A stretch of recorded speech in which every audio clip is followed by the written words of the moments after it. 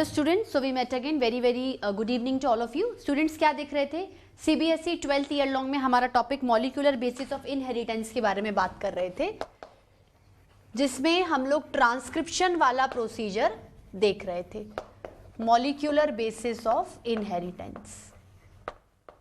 आज पूरी कोशिश है, वैसे हो जाएगा ये टॉपिक ट्रांसक्रिप्शन का. पिछली बार ट्रांसक्रिप्शन में हम लोग ट्रांसक्रिप्शन को प्रोकैरियोटिक सेल में देख रहे थे.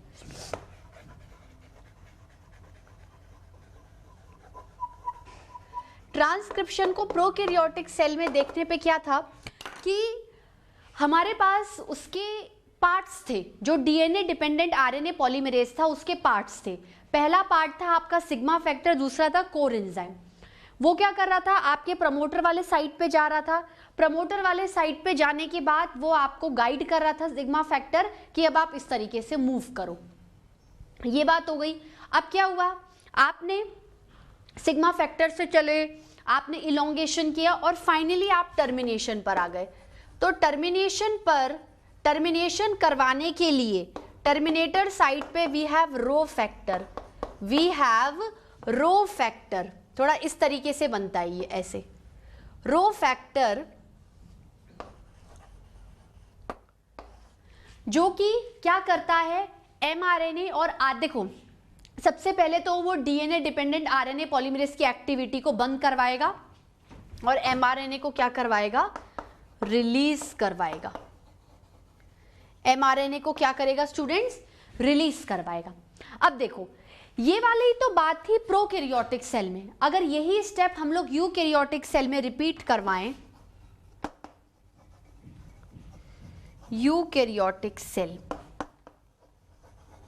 यूकैरियोटिक सेल में क्या होता है? देखो, यूकैरियोटिक सेल प्रोकैरियोटिक सेल से काफी टिपिकल है. किस सेंस में टिपिकल है? पहली बात तो उसके पास वेल डिफाइंड न्यूक्लियस है, bounded by double membranous nuclear membrane and a well defined very अच्छ फ्लूइड मैट्रिक्स साइटोप्लाज्म, जो कि क्या होता है? क्रिस्टलोकोलॉइड. क्रिस्टलोकोलॉइड का मतलब क्या होता है? आपके साइटोप्लाज्म में सेल ऑर्गेनेल्स हैं, वाटर है, इंजाइम्स है, प्रोटीन्स है. वो उसको एक गाढ़ा कोलॉइडल सॉल्यूशन दे रहा है. तो कहीं ना कहीं प्रोटीन्स की अवेलेबिलिटी साइटोप्लाज्म में रहती है, इसलिए एमआरएनए न्यूक्लियस से बाहर निकल के आता है, आरआरएनए के पास जाता है, उसको कोड पढ़वाता है और टीआरएनए आकर उस कोड को हिसाब से देखकर अमीनो एसिड्स को रिलीज कर देता है और आरआरएनए प्रोटीन को बनाता है. क्योंकि राइबोसोम एक ऐसा सेल ऑर्गेनेल है जो कि प्रोटीन फैक्ट्री की तरह सिंथेसाइजिंग की तरह एक्ट करता है. तो यूकैरियोटिक सेल में क्या मतलब डिफरेंस आते हैं कि एक तो प्रोसीजर ज्यादा कॉम्प्लेक्स है, ज्यादा टाइम लेता है. प्रोकैरियोटिक सेल में क्या होता है? सब कुछ साइटोप्लाज्म में चल रहा है, तो यहाँ पर ट्रांसक्रिप्शन हुआ ही नहीं, आधा ट्रांसलेशन भी हो जाता है, तो एक मतलब अजीब सा पजलिंग हो जाती है. लेकिन यूकैरियोटिक सेल में क्या है कि प्रॉपरली पहले ट्रांसक्रिप्शन होगा न्यूक्लियस के अंदर, फिर ट्रांसक्रिप्शन होने के बाद एमआरएनए बनेगा, एमआरएनए बाहर आएगा, साइटोप्लाज्म में आएगा, देन ट्रांसलेशन होगा. ठीक है. दूसरा फर्क क्या है? टाइम टेकिंग है. और सबसे बड़ा फर्क जो अब मैं आपको बताने वाली हूं, प्रोकैरियोटिक सेल में आरएनए पॉलीमरेज का सिर्फ एक ही टाइप था. यहां पर we have 3 types of RNA polymerase.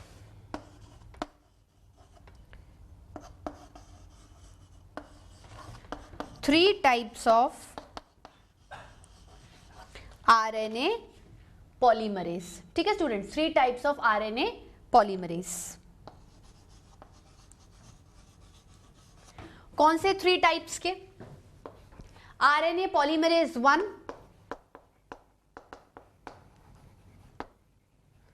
RNA polymerase 1, दूसरा आएगा आरएनए पॉलीमरेज 2, तीसरा आएगा आरएनए पॉलीमरेज 3. ठीक है. अब पॉलीमरेज है तो ऑब्वियसली आरएनए बनाने में ही मदद कर रहा होगा. देखो, सबसे पहले हम लोग आरएनए पॉलीमरेज 2 करेंगे क्योंकि ये ले देकर एमआरएनए बनाने में मदद करता है. लेकिन सबसे पहले ये एमआरएनए का प्रीकर्सर वाला फॉर्म बनाएगा. प्रीकर्सर मतलब पहले ये फॉर्म आता है, पहले प्रीमेच्योर फॉर्म आता है, फिर मैच्योर होकर दूसरा फॉर्म आता है. तो formation of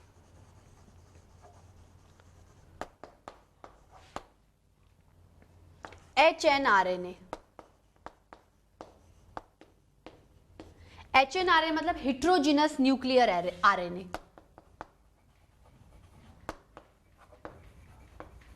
heterogeneous nuclear RNA, जो कि क्या है, प्रीकर्सर ऑफ mRNA, मतलब पहले जब ट्रांसक्रिप्शन का भी आप देखोगे यूकैरियोटिक सेल में जब ट्रांसक्रिप्शन होगा तो सबसे पहले इमेच्योर फॉर्म, इल प्रोसेस्ड फॉर्म HNRNA बनेगा, फिर वो मैच्योर फॉर्म में mRNA में कन्वर्ट होगा। एकदम से आपको mRNA नहीं बनेगा मिलेगा, इसलिए कॉम्प्लेक्सिटी बढ़ गई। So precursor of mRNA, precursor of mRNA, यहां पर ये मदद कर रहे हैं 28S, 18S एंड 5.8S। ठीक है, एक बार आप अपनी एनसीईआरटी से मैच कर लीजिए, हम लोग कहीं कुछ गलती तो नहीं कर रहे हैं। ठीक है, ये देख लीजिए आप। ठीक है, 28S, 18S और 5.8S क्या बनाएगा आपका, आरएनए। ठीक है, बात क्लियर हुई। ये 28S ये वाला आरएनए बनाने में मदद कर रहा है। और आरएनए पॉलीमरेज थर्ड आपकी बुक में दे रखा है, देखो आरएनए पॉलीमरेज थर्ड टीआरएनए बनाने में मदद कर रहा है। ठीक है, और आपका दूसरा आरएनए में 5S आरएनए बनाने में मदद कर रहा है, और SNRNA, SNRNA का फुल फॉर्म क्या दे रखा है, स्मॉल न्यूक्लियर आरएनए। ठीक है, ये हमने मैच कर लिया, कोई गलती नहीं करी है हम लोगों ने। तो आरएनए पॉलीमरेज 1, चूंकि आरएनए पॉलीमरेज है तो आरएनए बनाने में मदद करेगा। ठीक है, आरएनए पॉलीमरेज 2 आरएनए बनाने में मदद करेगा, और आरएनए पॉलीमरेज 3 भी आरएनए बनाने में मदद करेगा। ये है स्मॉल न्यूक्लियर।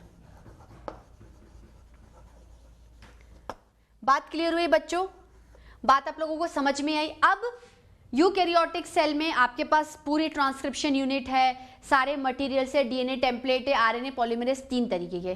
लेकिन यहाँ पर आरएनए पॉलीमरेज का कोई एज सच आपको ऐसा डिजाइन नहीं दिखेगा कि सिग्मा फैक्टर है या कोर एंजाइम है। यहाँ पर आरएनए पॉलीमरेज के पास किसी भी तरीके का सिग्मा फैक्टर नहीं होता, इनके पास प्रोटीन्स होते हैं। ये प्रोटीन्स इनको गाइड करते हैं कि आप आगे चलते चलो, इलोंगेशन करो, पॉलीमराइजेशन करो, आरएनए बनाओ, और जो एमआरएनए बनेगा या जो इनिशियली हेट्रोजिनस न्यूक्लियर आरएनए बनेगा, जो कि प्री मैच्योर या प्री प्रोसेस्ड वाला पार्ट है, वो क्या करेगा, उस जेनेटिक कोड को copy according to base pair rule करता जाएगा। ठीक है, ये वाली बात हो गई। इतनी बात आप लोगों को समझ में आई। अब देखो आपकी बुक में क्या स्टेप्स दे रखे हैं, splicing, capping and telling. Book में समझ में नहीं आएगा, हम प्रॉपरली बात समझते हैं। देखो हम लोगों ने सारी चीजें कर ली, हमने कहा कि फाइनली हमारे पास HNRNA बन गया, इनिशिएशन हो गया, इलोंगेशन हो गया और HNRNA बन गया। अब हमें क्या करना पड़ेगा, सबसे पहले HNRNA को प्रोसेस्ड करके उसके मैच्योर फॉर्म mRNA में कन्वर्ट करना पड़ेगा, उसके बाद हम टर्मिनेशन करवाएंगे। अगर हम HNRNA बनते से टर्मिनेशन करवा देंगे तो हमें प्रॉब्लम आ जाएगी, हमें जो एक्चुअल फॉर्म चाहिए वो तो मिलेगा ही नहीं। हो सकता है अगर आपने HNRNA को रिलीज कर दिया तो प्रॉब्लम्स आ सकती हैं, बॉडी समझ नहीं पाए, या ट्रांसलेशन जिस तरीके से नहीं हो, वही जेनेटिक डिसऑर्डर आ जाए कि कोड कुछ और पढ़ लिया या गलत पढ़ लिया या मिसमैच कर दिया, इस तरीके से। अब दूसरी बात क्या, HNRNA को और भी नुकसान है, मतलब HNRNA क्या इतना बहुत ज़्यादा पावरफुल RNA नहीं कंसिडर किया जाता है। जो जैसे ये आपका HNRNA, ये क्या है, न्यूक्लियस के अंदर बन रहा है, तो न्यूक्लियस के अंदर अपने भी कुछ एंजाइम्स होते होंगे, तो वो एंजाइम्स क्या होते हैं, ज़्यादा एफिनिटी दिखाते हैं HNRNA के लिए, तो उसको डिस्ट्रॉय कर सकते हैं, उसे खा सकते हैं। मतलब HNRNA is actually not a very fruitful और स्टेबल पार्ट कि हम लोग उसको इन फ्यूचर यूज कर सकें। तो HNRNA को mRNA में क्या करना पड़ता है, कन्वर्ट करना पड़ता है। ठीक है, अब जैसे देखो यहाँ पर इन्होंने लिखा है कि पहले आप स्प्लाइसिंग करोगे, फिर कैपिंग करोगे, टेलिंग पढ़ोगे, तो इसके बारे में हम लोग देखते हैं। देखो हम लोगों ने कहा सारे प्रोसीजर करने के बाद, इलोंगेशन के बाद HNRNA बना, अब हमको को HNRNA को mRNA में कन्वर्ट करना है, उसके बाद हम mRNA को टर्मिनेशन से रिलीज करेंगे। ठीक है, तो हमने लिखा कि now RNA in form of, ठीक है, RNA in form of HNRNA is formed। ठीक है, it is not actually required.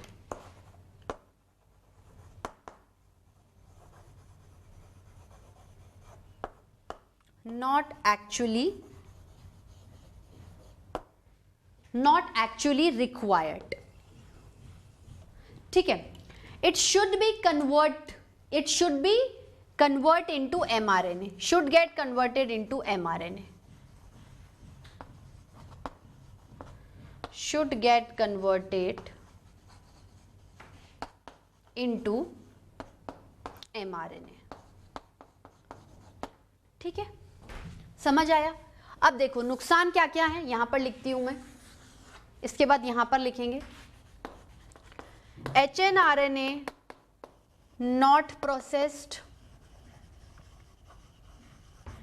immature. ठीक है, नॉट प्रोसेस्ड, इमेच्योर. दूसरा, subjected to enzymes present inside the nucleus, क्योंकि ये आरएनए न्यूक्लियस के अंदर ही तो बन रहा है, inside the nucleus. ठीक है,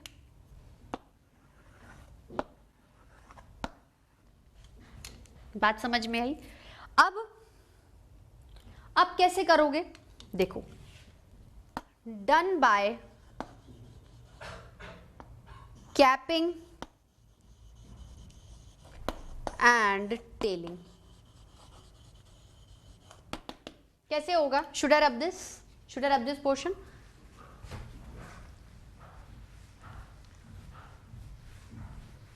देखो, सपोज करो ये आपका HNRNA बन गया. अब HNRNA का जो मुंह है वो भी एंजाइम से सब्जेक्टेड है, खा सकता है, टेल भी. तो आप क्या करो, उन्हें सुरक्षा प्रोवाइड कर दो, इन्हें प्रोटेक्शन दे दो, कैपिंग कर दो, मतलब आगे वाले हिस्से के एंटीरियर पोर्शन पे तो कैप चढ़ा दो और पीछे कोई पूंछ बांध दो, टेलिंग कर दो. तो यहां पर क्या होगी, कैपिंग होगी और यहां पर टेलिंग होगी. ठीक है, अब एक बहुत इंपॉर्टेंट आपके लिए चीज बताई है इसने कि कैपिंग डन होता है मिथाइल ग्वानोसिन ट्राइफॉस्फेट से. कैपिंग डन बाय, इसको अंडरलाइन कर लो स्टूडेंट, इस लाइन को एनसीईआरटी खुली रखो, इंपॉर्टेंट है. मिथाइल ग्वानोसिन ट्राइफॉस्फेट, ये क्या है, एक तरीके का न्यूक्लियोटाइड है ना. ठीक है, और ये होगा बाय पॉली एडिनाइलेट. 200 से 300 न्यूक्लियोटाइड्स क्या है मैं बताती हूँ. देखो, कवरिंग बताई है कि जैसे ये आपका HNRNA है, you want to convert into mRNA, तो ये क्या है, स्टेबल नहीं है, it got subjected by the enzymes. अगर एंजाइम्स इन्हें खा लेंगे तो फिर ट्रांसक्रिप्शन का कोई मतलब ही नहीं रहेगा. हम एंड पॉइंट पे आके थोड़ी इतनी बड़ी गलती कर सकते हैं.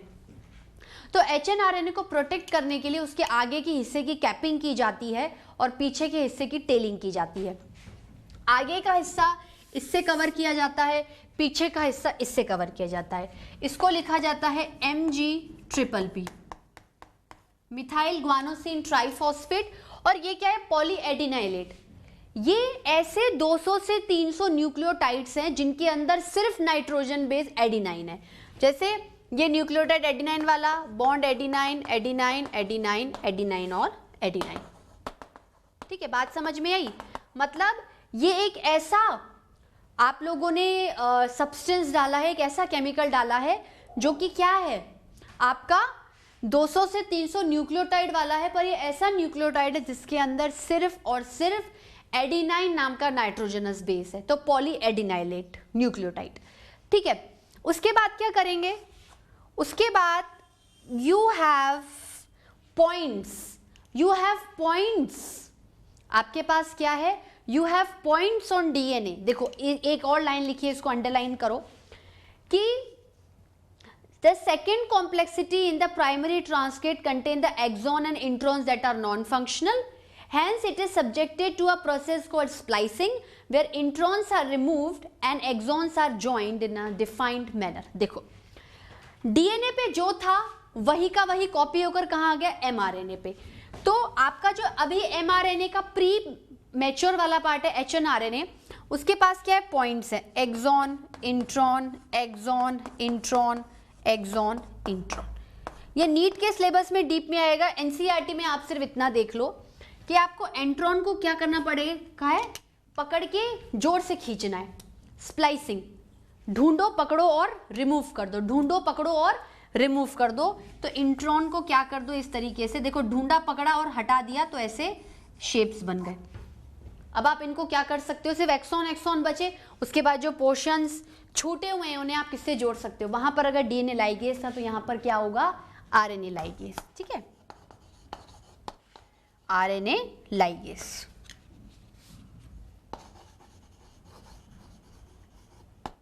ठीक है, तो अब आपका एचएनआरएनए किसमें प्रोसेस हो चुका है, एमआरएनए। एक बहुत इंपॉर्टेंट लाइन लिखी है एनसीईआरटी में, इसको देखो, इन्होंने लिखा था presence of introns is reminiscent of antiquity. इसका मतलब क्या होता है, रेमिनिसेंट ऑफ एंटीक्यूटी मतलब ये आपके किसी मॉलिक्यूलर इवोल्यूशन को इंडिकेट कर रहे हैं। जैसे प्री एग्जिस्टिंग फॉर्म में जब से आपके पास डीएनए, आरएनए, न्यूक्लियोटाइड्स इन सब का कॉम्बिनेशंस है, उस हिसाब से आपके इंट्रॉन्स बता रहे हैं कि आपके अंदर जो भी जेनेटिक मटेरियल जिस भी फॉर्म में है उनके जो पूर्वज हैं वो आपको पहले से इंडिकेट कर रहे हैं। मतलब it actually indicate very old method of evolution. ठीक है स्टूडेंट्स, तो ये क्या था, ये आपका खत्म होता है ट्रांसक्रिप्शन का प्रोसीजर। तो हम लोगों ने देख ही लिया था कि ट्रांसक्रिप्शन में क्या है कि डीएनए के किसी एक टेम्पलेट पर आरएनए एमआरएनए बनता है, दूसरा टेम्पलेट जिस पे नहीं बनता है वो कोडिंग होता है, जिस पे बनता है टेम्पलेट होता है। उसके बाद हम लोग कोडिंग को कॉपी करते हैं बेस पेयर रूल से। प्रमोटर पार्ट है, टर्मिनेटर पार्ट है, प्रमोटर स्टार्ट करेगा, इनिशिएशन करेगा, स्ट्रक्चर जीन वाले पार्ट में एमआरएनए बनेगा, उसके बाद इलोंगेशन होगा, देन फाइनली टर्मिनेशन टर्मिनेटर पर हो जाएगा। टर्मिनेटर क्या करेगा, जैसे ही एमआरएनए बन गया, एचएनआरएनए एमआरएनए में कन्वर्ट हो गया, टर्मिनेटर आरएनए पॉलीमरेज को बोलेगा भागो, बस हो गया, जितना बनाना था बना लिया, अब एमआरएनए को मैं न्यूक्लियस से बाहर निकलूंगा। मतलब उस पॉइंट पे आपका ट्रांसक्रिप्शन खत्म होगा, उसका थर्ड स्टेप टर्मिनेशन वाला होगा। टर्मिनेटर क्या करेगा, एमआरएनए को रिलीज कर देगा। तो इसको नोट डाउन कर लो, फिर हम लोग जेनेटिक कोड वाला टॉपिक देखते हैं। ठीक है students, should I rub this portion, should I rub it. अब हम लोग टॉपिक स्टार्ट करेंगे जेनेटिक कोड। जो मैं आपको एक दो लेक्चर पहले बता रही थी ना कि जेनेटिक कोड आने वाला है, हैव पेशेंस, वो टॉपिक अब आ चुका है। देखो जेनेटिक कोड क्या है, genetic code is actually the base sequence on the template of DNA. बिल्कुल सिंपल लैंग्वेज में देखेंगे, genetic code, genetic code, genetic code क्या है, it is actually a genetic information. Short में लिखेंगे जेनेटिक इंफॉर्मेशन होती है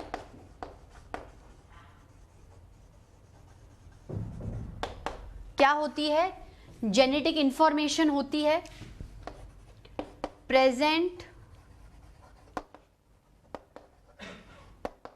in the form of nitrogen bases. मतलब होते तो न्यूक्लियोटाइड्स है पर उनके ऊपर नाइट्रोजन बेसिस।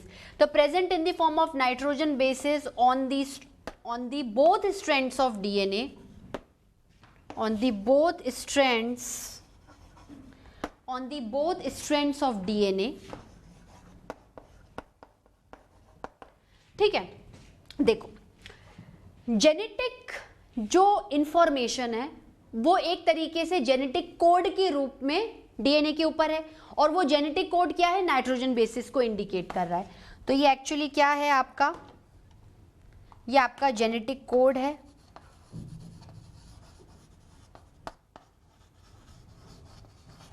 ये क्या है, जेनेटिक कोड है। अब देखो जैसे मैं ये लिख रही हूं AUGTTCUAG,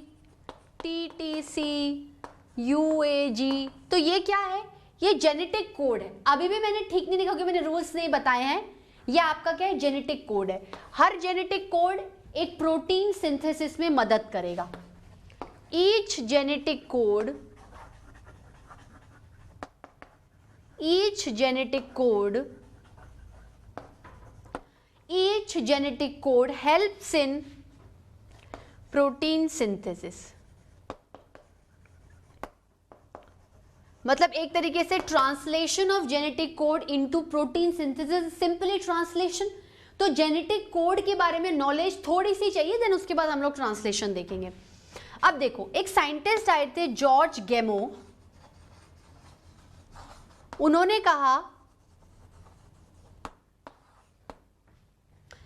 कि जेनेटिक कोड प्रोटीन बनाते हैं, या जेनेटिक कोड को पढ़कर हमें प्रोटीन बनाना है। प्रोटीन को कौन बनाता है? प्रोटीन को कौन बनाता है? प्रोटीन को 21 अमाइनो एसिड बनाते हैं। ठीक है, आपकी बुक में लिखा हुआ है कि सॉरी 21 नहीं, 20 अमाइनो एसिड्स। ठीक है, तो अब आपकी बॉडी है, आपकी बॉडी में क्या है? जेनेटिक कोड है। हर जेनेटिक कोड एक प्रोटीन बनाएगा। प्रोटीन को बनाने के लिए अमाइनो एसिड की जरूरत है, तो हमें 20 अमाइनो एसिड्स चाहिए। पर कौन सा चाहिए, कौन सा नहीं चाहिए, ये तो हमें नहीं पता। समझ आया? अब 20 को मैं किस तरीके से बांटूं? देखो, जॉर्ज गेमो ने क्या है? प्रपोज किया। जॉर्ज गेमो ने एक थ्योरी प्रपोज की, जिस थ्योरी को आगे चलकर जैसे साइंटिस्ट है हरगोबिंद खुराना, ठीक है, मिशर नीरिंगबर्ग, ऐसे साइंटिस्ट ने इन थ्योरी को क्या किया? प्रपोज किया। इन्होंने कहा कि हमारे पास टोटल कितने नाइट्रोजन बेसिस होते हैं? We have 4 nitrogen bases. अगर मैं इन 4 नाइट्रोजन बेसिस को ट्रिपलेट्स के फॉर्म में लिखूं, मतलब कुछ भी लिख सकती हूँ मेरे हिसाब से, मैं combination ATC, GUC, ATT, UA, triple A, triple U, triple G, triple C, ऐसे कुछ भी। तो आपकी ये बुक में लिखा हुआ है, इसको ध्यान से पढ़ो, इस लाइन को अंडरलाइन कर लो। इसमें इतना लिखने की जरूरत नहीं, क्योंकि जो मेरे NCERT में गिवन है वही मैं लिखाऊंगी। इसमें देखो कि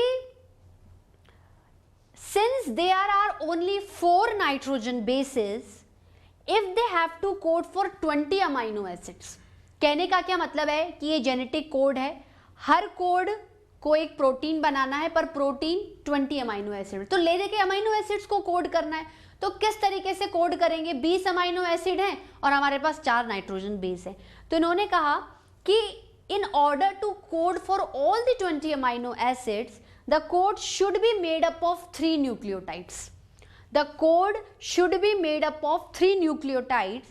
So this was a very bold proposition because a permutation combination of 4 raised to the power 3. बात समझ में? वापस समझाती हूँ। अब बुक में नहीं देखना, लाइन अंडरलाइन कर ली। एक साइंटिस्ट आए थे जॉर्ज गेमो, जिन्होंने कॉन्सेप्ट दिया कि whatever the genetic code is written on mRNA, या जो भी उसने DNA से उठाया है, वो जेनेटिक कोड किस तरीके से प्रोटीन बनाएगा और किस तरीके से जो 20 अमाइनो एसिड्स हमारी बॉडी में अवेलेबल है प्रोटीन बनाने के लिए, उन्हें हमें घुमाना है। ठीक है, तो उन्होंने कहा भाई आपके पास 4 नाइट्रोजन बेसिस हैं, 4 नाइट्रोजन बेसिस हैं, तो आप क्या करो, इन चारों के 3-3 कॉम्बिनेशन बनाओ। मतलब इन 4 नाइट्रोजन बेसिस को उठाकर 3-3 कोड्स बनाओ। ठीक है, 3-3 कोड के हिसाब से यू हैव 4:3, तो कितने हो गए? 64। कितने हो गए? 64। अब फिर से लाइन देखो, 64 codons generating many more codons than required. मतलब ये जो 64 कोडोन्स हैं, ये एक्चुअली क्या करेंगे? आपके प्रोटीन सिंथेसिस में, अमाइनो एसिड्स के फॉर्मेशन में आपकी मदद करवाएंगे। ठीक है, अब किस तरीके से बैठेगा? फिर इस थ्योरी को किसने सपोर्ट किया? जैसे साइंटिस्ट है हरगोबिंद खुराना, नीरिनबर्ग, इन्होंने क्या किया? उसको समझा कि नहीं, जो जॉर्ज गेमो कह रहे हैं वो एकदम सही बात है। ठीक है, should I rub this portion? अब देखो, आपकी बुक में एक टेबल दे रखी है, बुक खोल के रखो, बुक में से ही देखना, ये टॉपिक मैं बुक में से ही लिखाऊंगी आपको। देखो ये देखो, ये आपके पास एक टेबल दे रखी है, उसके बाद साइलेंट फीचर्स ऑफ आपके जेनेटिक कोड दे रखे हैं। ठीक है स्टूडेंट्स, अब इन्होंने बोला है कि अगर आप इस रूल को फॉलो करोगे तो आपके पास 64 कोडोन्स आएंगे। आपके पास क्या आएंगे स्टूडेंट्स? 64 कोडोन्स आएंगे, और हर कोडोन 3 नाइट्रोजन बेसिस का कॉम्पोज्ड होगा, जो कि अमाइनो एसिड को बनाएगा या बुलाएगा, और उसके थ्रू आपका प्रोटीन सिंथेसिस होगा। तो किस तरीके से? देखो आपकी टेबल में क्या दे रखा है, ऐसे बना रखा है कि आपके जो 4 नाइट्रोजन बेसिस हैं, 4 नाइट्रोजन बेसिस हैं, आप उन्हें 3 तरीकों से अरेंज करो क्योंकि हमें मल्टीप्लाई करना है। देखो ये आपकी बुक दे रखी है, पहले यहां पर first position, then second position, then third position. पहले एक टेबल बनाते हैं फिर मैं समझाती हूं। देखो पहले इन्होंने क्या लिखा है, UCAG,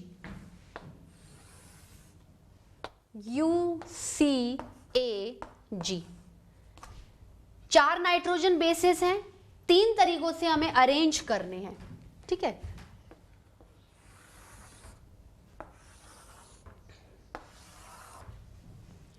UCAG, ठीक है, ये कर लो। और सिमिलरली जो थर्ड पोजीशन है उसमें भी यही लिखा है आपका UCAG। अब आप किस तरीके से लिखोगे ये भी बहुत जरूरी है। अब देखो आपकी बुक में लिख रखा है पहले ट्रिपल यू। देखो हर ब्लॉक में आपके पास 4 कोडोन्स बनेंगे और हर कोडोन 3 नाइट्रोजनस बेसिस के। ध्यान से देखो इसको, देखो जैसे पहले लिखा है ट्रिपल यू, फिर लिखा है UUC, फिर लिखा है UUA, फिर लिखा है UUG। तो हर ब्लॉक में क्या है, आपके पास 4 नाइट्रोजन बेसिस क्रिएट होंगे और हर नाइट्रोजन बेस ट्रिपलेट होगा। मतलब टोटल आपके पास 64 कोडोन्स आएंगे जो कि अमाइनो एसिड में क्या होंगे, कन्वर्ट हो जाएंगे, कोड हो जाएंगे। कैसे करोगे, ऐसे मल्टीप्लाई करोगे इसको, UUU, इसका पहला लेटर, इसका दूसरा लेटर, इसका तीसरा लेटर, ठीक है। अब आप क्या करोगे, इन दोनों को उठाकर, देखो आपकी बुक में ऐसा ही दे रखा है, इन दोनों को उठाओगे, पहले इससे मल्टीप्लाई करोगे, इन दोनों को उठाओगे, फिर G से मल्टीप्लाई करोगे, इन दोनों को मल्टीप्लाई करोगे, A से मल्टीप्लाई करोगे, इन दोनों को मल्टीप्लाई करोगे, G से मल्टीप्लाई करोगे।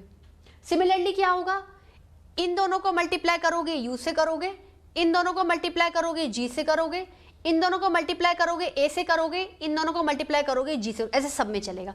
तो आप देखना you have, it will create 4 sequence of codons और हर कोडोन में आपके पास 3 तरीके के नाइट्रोजन बेस होंगे, ठीक है। तो क्या होगा, UUG, मुझे थोड़ा सा बड़ा बनाना पड़ेगा स्टूडेंट्स वरना ये आएगा नहीं इसमें, ठीक है।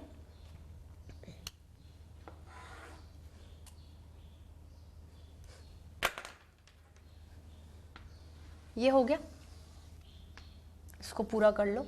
अब आप लोग क्या है, खुद से लिखते चलो, UUG, फिर UUA, UU, ठीक है। सॉरी स्टूडेंट, यहां पर C है तो यहां पर क्या आएगा, C आएगा, UUG। अब फिर UCU, UCC, UCA और UCG, ऐसे ही होगा ना। फिर इसका मल्टीप्लाई पहले से, इसका मल्टीप्लाई दूसरे फिर तीसरे से, तो UAU, UAC, ठीक है, UAA, UAG। और आसान तरीके से बताऊं लिखना, इन दोनों को तो कॉमन मल्टीप्लाई कर दो, UG, UG, UG, UG। अब क्या करोगे, UCAG, सिंपल हो गया। अब देखो हर किसी के सामने एक अमाइनो एसिड को कोड कर रखा है, जैसे फिनाइलिन, फिनाइलिन, ल्यूसीन, ल्यूसीन, ठीक है, या फिनाइल एलेनिन, ल्यूसीन, ल्यूसीन। तो ये एक कोडोन है, ये दूसरा कोडोन है, ये तीसरा है, चौथा है, और हर कोडोन किसका बना हुआ है, ट्रिपलेट का बना हुआ है। ऐसे जब आप पूरे काउंट करोगे तो यू हैव 64 कोडोन्स। अब हम इसके साइलेंट फीचर्स देख लेते हैं, बुक में से देख लेते हैं, बिल्कुल सिमिलर हैं, सेम टू सेम है। ज़बरदस्ती उसी लाइन को वापस लिखने की स्टूडेंट ज़रूरत नहीं है, मतलब इतना भी टाइम नहीं हमारे पास कि बिल्कुल एज इट इज़ चीज़ों को पढ़ें, ठीक है। तो साइलेंट फीचर्स क्या कहते हैं, बुक में देखिए, देखो, अ कोडोन इज ट्रिपलेट, हर कोड एक ट्रिपलेट है, हर कोड के अंदर 3 नाइट्रोजन बेसिस हैं, ठीक है। हर कोड के अंदर क्या है, ये 1 कोड 2 ऐसे करके क्या है 64 कोड बनेंगे, और हर कोड एक ट्रिपलेट है, हर कोड के अंदर 3 नाइट्रोजन बेसेस है, कॉम्बिनेशन कोई भी हो सकता है, ठीक है। उसके बाद these codons code for amino acid, ठीक है, मतलब AUG है, इसके लिए ये अमाइनो एसिड है, CUC है, इसके लिए ये अमाइनो एसिड है, इसके लिए ये अमाइनो एसिड है, इसके लिए ये लिखा हुआ है आपकी बुक में। लर्न नहीं करना, मतलब इतना पूरा लर्न नहीं करना, सिर्फ समझने के लिए देखना है।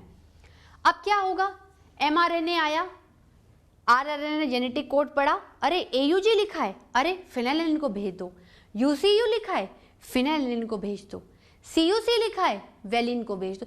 पर ये तो एक बहुत बड़ा कंफ्यूजन क्रिएट हो गया, ये तो कोई रूल्स ही नहीं है, कोई किसी को भी बुला रहा है। भाई अगर मैं क्लास में ऐसे बोल दूं तुम देख लेना, तुम्हें दोनों मैं चली जाती हूँ, लेकिन अगर मैंने स्ट्रिक्टली रूल्स बनाए कि नहीं, ये जो रो ए में बच्चे बैठे हैं ये होमवर्क इतने दिनों में करके आएंगे, रो बी वाले ये वाला करके आएंगे, तो मेरे लिए क्या है, मैनेजमेंट काफ़ी आसान हो जाएगा। तो अब मैं क्या करूँगी, साइलेंट फीचर्स क्या है इसके साइलेंट फीचर्स ये हैं कि 64 कोडोन्स में से 61 कोडोन्स ही ऐसे कोडोन्स होते हैं जो अमाइनो एसिड को कोड करते हैं, बाकी 3 नहीं करते हैं, जिन्हें नॉनसेंस कोडोन्स या स्टॉप कोडोन्स बोलते हैं, ठीक है। हर एक कोडोन स्पेसिफिक है, अनएम्बिगुअस है। स्पेसिफिक मतलब कि ये एक कोडोन है, ये स्पेसिफिक अमाइनो एसिड को ही कोड करेगा, ये दूसरा कोडोन है, ये स्पेसिफिक अमाइनो एसिड को कोड करेगा। मान लो अगर एक कोडोन बहुत सारे अमाइनो एसिड्स को कोड करे मल्टीपल, तो फिर वो डीजेनरेट हो जाता है, ठीक है। होता क्या है, ये जो कोडोन्स होते हैं इन्हें आप एक साथ लिखते हो, इनके बीच में कोई स्पेस, कोई पंक्चुएशन मार्क्स नहीं आते हैं, AUG, UCU, UUG ऐसे बिल्कुल एक साथ लिखते जाते हो विदाउट गिविंग एनी स्पेस और punctuation marks. There is no sense of following the grammar in this, ठीक है। उसके बाद कोड इज नियरली यूनिवर्सल, लगभग कोड यूनिवर्सल होते हैं। कभी कभार ऐसा होता है जैसे फ्रॉम बैक्टीरिया टू ह्यूमन ले लो, ट्रिपल U जो कोडोन है वो सिर्फ और सिर्फ फिनाइल एलेनिन नाम के अमीनो एसिड को कोड करता है। जनरली यूनिवर्सल हो सकते हैं, कई एक्सेप्शंस देखे गए हैं कि have been found in mitochondrial codons and in some protozoans also, कि बैक्टीरिया से मैमल्स तक लगभग कोड्स क्या हैं आपके यूनिवर्सल हैं। हर एक कोड स्पेसिफिक होता है और वो एक स्पेसिफिक अमीनो एसिड को ही कोड करता है, ठीक है स्टूडेंट्स। तो ये आपका आज का लेक्चर खत्म होता है। आज के लेक्चर में मैंने आपका ट्रांसक्रिप्शन खत्म करवा दिया है, जेनेटिक कोड खत्म करवा दिया है। तो नेक्स्ट लेक्चर में हम लोग मिलेंगे, उसके बाद जो टॉपिक्स बचते हैं देख लो, छोटे छोटे टॉपिक्स हैं, कोशिश करेंगे कि नेक्स्ट 3 से 4 लेक्चर में या एटलीस्ट 5 लेक्चर में चैप्टर खत्म कर रहे हैं। म्यूटेशन है जेनेटिक कोड, मैंने क्या बताया, अगर जेनेटिक कोड में दिक्कत आएगी तो म्यूटेशन है जेनेटिक डिसऑर्डर होगा। उसके बाद आपको ट्रांसलेशन पढ़ना है, जिसके साथ आपको टीआरएनए का महत्व समझना पड़ेगा, क्योंकि टीआरएनए नहीं होगा तो आपका ट्रांसलेशन नहीं होगा। उसके बाद आता है रेगुलेशन ऑफ जीन एक्सप्रेशन। मान लो जीन जो एक्सप्रेस कर रहा है उसमें गड़बड़ी हो गई तो वहां पर भी कोई ऐसा गार्ड चाहिए जो उसको रेगुलेट करे। Then lac operon model, human genome project and finally DNA fingerprinting. ठीक है स्टूडेंट्स, तो आज के लिए इतना ही। Thank you so much, have a very nice day.